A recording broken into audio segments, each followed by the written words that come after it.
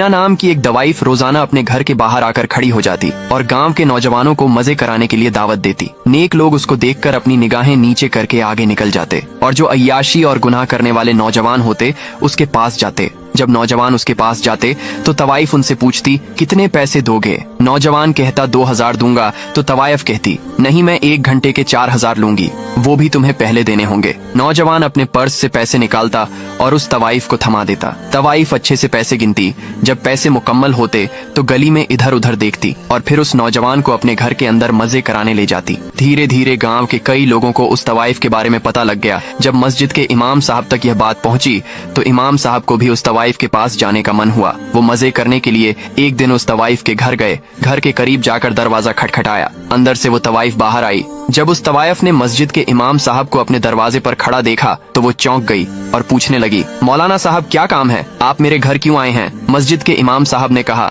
आप 1 घंटे के कितने पैसे लेती है, क्योंकि मैं भी तुम्हारे साथ रंगरलियां मनाना चाहता हूँ। उसने कहा 1 घंटे के 4000 लेती हूँ और वह भी पहले देने होते हैं। इमाम साहब ने अपने पर्स से 4000 निकाले और उसे दिए और कहा मैं भी तुम्हारे साथ 1 घंटे का वक्त गुजारना चाहता हूँ। तवाइफ ने उनसे पैसे लिए, फिर गली में इधर उधर देखा और कहा ठीक है मौलाना साहब, आप घर के अंदर आ जाइए, अभी मजे करवाती हूँ आपको। फिर इमाम साहब उस तवाइफ के घर के अंदर दाखिल हो गए। तवाइफ आम नौजवानों की तरह इमाम साहब को भी घर के अंदर ले गई। अपने पैसे ले जाकर रख दिए, दरवाजा बंद किया। उसके बाद इमाम साहब के सामने अपने कपड़े उतारने लगी तो इमाम साहब ने अपनी आंखों पर हाथ रख लिया और कहने लगे रुको रुको, मैं तुम्हारे पास डायरेक्ट इस तरह मजे नहीं करूंगा। इमाम साहब ने कहा जाओ, पहले तुम अच्छी तरह से गुस्ल करके आओ। कुछ देर के बाद वो वापस आई। इमाम साहब ने कहा 2 मुसल्ले लेकर आओ। उसने ने कहा ठीक है, जैसी आपकी मर्जी, मैं अभी लाती हूँ। उसने 2 मुसल्ले निकाले और जमीन पर बिछा दिए। तवाइफ ने नमाज पढ़ना शुरू कर दिया। दूसरे मुसल्ले पर इमाम साहब खड़े होकर नमाज पढ़ रहे थे। जब इमाम साहब की नमाज मुकम्मल हुई तो उन्होंने अपने हाथों को दुआ के लिए उठाया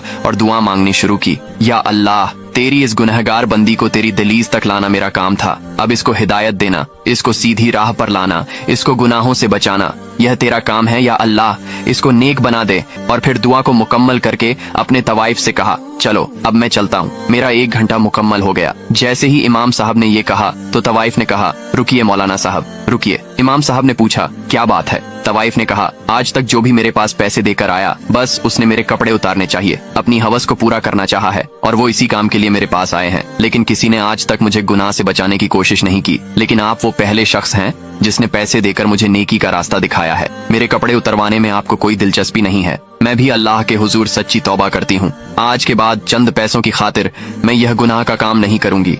तवाइफ के मुंह से ये बातें सुनकर इमाम साहब फौरन शुक्र अदा करते हैं